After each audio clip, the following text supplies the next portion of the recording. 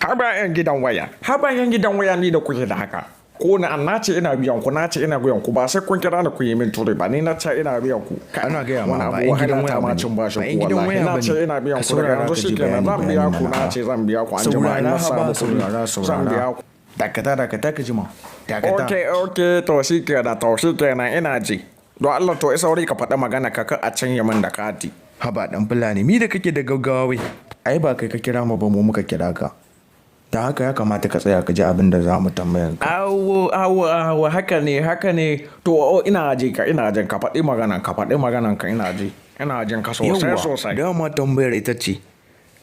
a wannan gwamnati ta shugaba Muhammadu Buhari da ta yi shekara 8 tana mulki za ka iya da me wani alkhairi za ka rinka tunawa da shugaba Muhammadu Buhari kai malam ka ji magana gaskiya ba wani abin alkhairi sai sharri wannan kai la ilaha illa wallahi inda ba cikin waya na muka waya da kai ba da sai na shirye na ma mugun bugu sai an tauna ruwa an baka haba dakata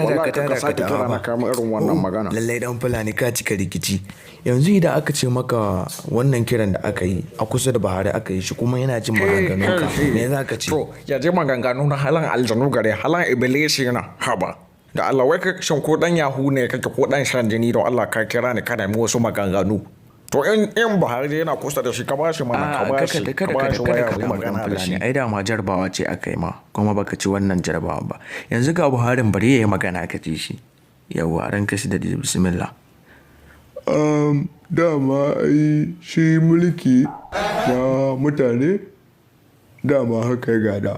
dole wasu za su soka kuma wasu za su kika ni ba zan ce komai ba sai dai in ce alhamdulillah kuma na gode sosai na gode to malam dan fulani kaje daga bakin shi shugaba ta haka wannan jarbawa dai da aka yi ma dai baka ci wannan jarbawa ba kenan haka zaka iya kashe wayarka ka taka ji modibbo a rado Allah ba waga Buhari da kalbi ba Buharin daji